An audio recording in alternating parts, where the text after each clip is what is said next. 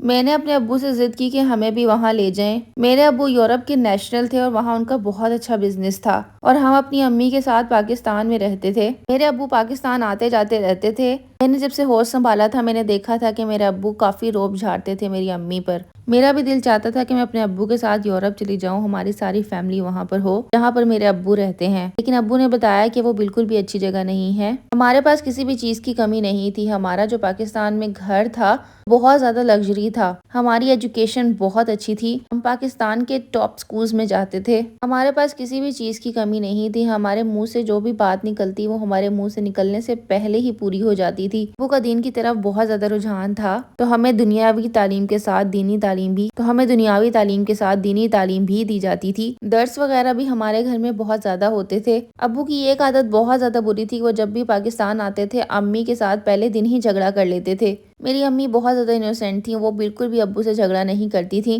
ایک دن ابو امی سے بہت زیادہ لڑے، ہم بچوں کو یہ بات اچھی نہ لگی، ہم نے ابو کو کہا کہ دین میں ان سب چیزوں کی اجازت نہیں ہے، ہمیں نافرمان اولاد کا ٹیگ مل گیا، اور اس سب کے بعد ابو واپس چلے گئے۔ ایک دن میرے ابو امی سے فون پہ بات کر رہے تھے، وہ کافی دیر تک ان سے بات کرتے رہے اور امی ان کی ہاں میں ہاں ملاتی رہی۔ فون بند ہونے کے بعد میری امی میرے کمرے میں آئی اور مجھ سے بات کرنے لگی، تمہارے ابو نے تمہارے لیے ایک لڑکا پسند کیا ہے جو کہ UK میں رہتا ہے۔ سن کر میں کہیں نہ کہیں بہت زیادہ خوش تھی کہ شاید میں بھی UK اب چلی جاؤں گی۔ امی نے یہ بھی کہا کہ میرے ابو چاہتے ہیں کہ میں اس لڑکے سے بات کروں تاکہ ہماری انڈرسٹینڈنگ بڑھ جائے۔ اس وقت میں نے بیچلرز کیا تھا، اپنی پوسٹ گریجویٹ اسٹڈی کے لیے آگے سوچ رہی تھی۔ کچھ دن بعد میری امی نے مجھے کہا کہ شام میں ریڈی رہنا، تمہیں لڑکے والے دیکھنے آ رہے ہیں۔ گھر والوں کے ساتھ وہ لڑکا بھی آیا تھا۔ جب میں نے اس لڑکے کو دیکھا تو مجھے وہ بہت زیادہ عجیب لگا، مجھے بالکل بھی اچھا نہیں لگا۔ اس کا رنگ صاف تھا، وہ بہت گڈ لکنگ بھی لگ رہا تھا، لیکن اس کا بیہیویئر کچھ عجیب تھا۔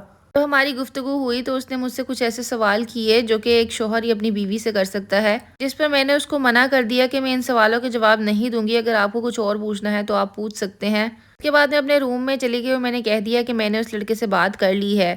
4 دن بعد میرے ابو کو امی کی کال آئی کہ میں اس لڑکے سے اس کی شادی کر رہا ہوں۔ میرے ذہن میں ابھی بھی کئی سوال تھے، مجھے یہ رشتہ بالکل پسند نہیں تھا، پر امی نے کہا نہیں یہ رشتہ کافی اچھا ہے، تم ہاں کر دو۔ خیر میں نے ان لوگوں کے کہنے پہ ہاں کر دی۔ خیر شادی کی تیاریاں شروع ہوئیں اور شادی کا سارا خرچہ ابو اٹھا رہے تھے۔ میں نے امی سے پوچھا کہ امی سارا خرچہ ابو کیوں اٹھا رہے ہیں، تو انہوں نے بس یہی جواب دیا کہ یہ تمہارا مسئلہ نہیں ہے، تم اپنے کام سے کام رکھو۔ تو ایک بہت ہی عجیب بات کہ امی ابو میرا ہی کمرہ سیٹ کروا رہے تھے۔ میں نے جب امی سے پوچھا کہ آپ میرا کمرہ کیوں سیٹ کروا رہے ہیں، میں نے تو UK چلے جانا ہے، تو امی نے بتایا کہ تم اور تمہارا شوہر یہیں پر رہیں گے۔ وہ لڑکا UK میں نہیں رہتا بلکہ پاکستان میں رہتا ہے، اب وہ ہمارے گھر میں ہمارے ساتھ ہی رہنے والا ہے۔ تمہارے ابو کو کسی نے بتایا تھا کہ وہ لڑکا کافی غریب ہے مگر بہت زیادہ نیک ہے اور نمازی پرہیزی ہے، اور اب وہ ہمارے گھر میں ہمارا گھر جمائی بن کر رہے گا۔ میں نے اپنی امی سے دریافت کیا کہ آپ نے یہ باتیں مجھے پہلے کیوں نہیں بتائیں، تو امی نے بتایا کہ یہ باتیں مجھے خود بھی ابھی پتہ لگی ہیں۔ اس کے بعد میں نے ابو سے بات کی اور ابو سے دریافت کیا کہ آپ نے ایسا کیوں کیا، تو ابو نے مجھے سمجھایا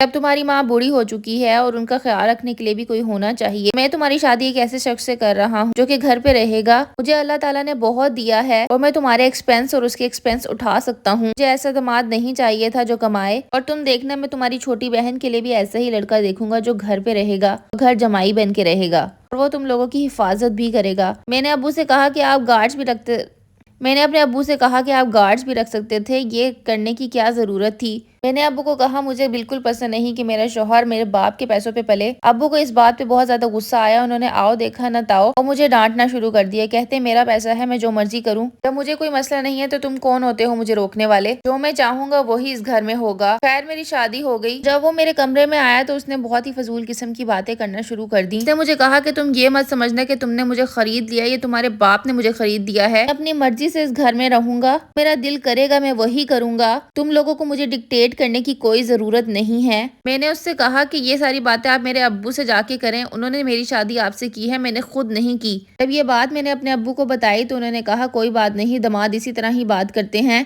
کچھ دن بعد ابو واپس چلے گئے اور میرے ہسبینڈ کو بہت اچھا بزنس اسٹیبلش کر کے دے دیا۔ شادی کے کچھ ہی دن گزرے تھے تو میں نے دیکھا کہ میرے شوہر اور میری بہن کے درمیان بہت ہی اچھی انڈرسٹینڈنگ ہو گئی ہے، بہت زیادہ فرینک ہو گئے تھے ایک دوسرے کے ساتھ۔ ہر سال گزرا، میری بیٹی پیدا ہوئی، میں نے اپنے ہسبینڈ کو تھوڑا سا سمجھایا کہ آپ اس طرح نہ کیا کریں، لوگ آتے ہیں وہ برا مناتے ہیں، تو میں نے اپنے شوہر سے یہ بات کی کہ مجھے آپ کی فرینکنس اپنی بہن کے ساتھ اچھی نہیں لگتی۔ وہ بہت زیادہ روڈ ہو گیا اور مجھ پر چیخنا چلانا شروع کر کر دیا۔ اتنے میں امی میرے کمرے میں آئی اور مجھے اس کمرے سے لے گئیں۔ میں نے جب امی کو یہ سب بتایا تو امی نے بھی کہا ہاں مجھے پتا ہے، میں نے تمہاری بہن کو سمجھایا ہے، اتنا زیادہ فرینک نہیں ہوتے بہنوئی سے۔ ابھی ہم بات ہی کر رہے تھے کہ ابو کی کال آ گئی۔ مجھ پہ چیخنا چلانا شروع ہو گئے کہ تم کتنے گھٹیا ذہن کی مالک ہو، اپنی چھوٹی بہن پہ الزام لگا رہی ہو اور اپنے ہسبینڈ پہ الزام لگا رہی ہو، تمہیں پتا ہے کہ تمہارا شوہر کتنے نیک گھرانے سے ہے۔ اس کے بعد میری بہن آئی اور اس نے بھی مجھ سے لڑنا شروع کر دیا۔ میرے شوہر کے ساتھ میری انبن ہمیشہ ہی رہتی تھی، کسی نہ کسی بات پر ہم لوگ لڑتے ہی رہتے تھے۔ کچھ دن بعد ہمیں خبر ملتی ہے کہ ہمارے فادر کی ڈیتھ ہو گئی ہے۔ گھر میں ایک عجیب سا ماحول ہو گیا تھا۔ میرا شوہر سب کچھ اپنے نام کروانا چاہتا تھا، لیکن میری امی نے تھوڑا سا سٹینڈ لیا، ساری پراپرٹی ہم دونوں بہنوں کے نام کر دی، لیکن جو بزنس میرے ابو نے میرے شوہر کے نام کروایا تھا وہ ابھی بھی اسی کے پاس تھا۔ 5 مہینے بعد میری امی بھی اس دنیا سے چلی گئیں۔ کچھ دن بعد میرے شوہر نے کہا کہ اس گھر کو بیچ دیتے ہیں، اس پہ میری بہن نے بولا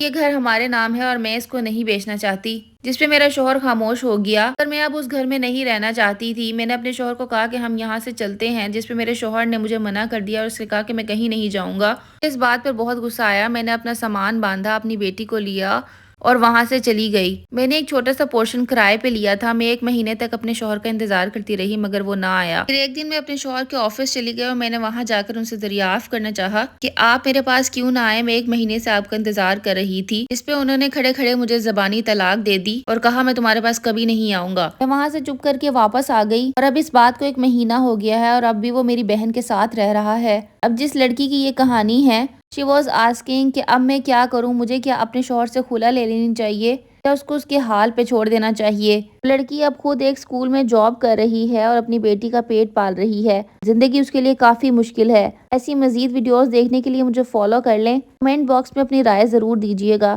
سی یو ان نیکسٹ ویڈیو۔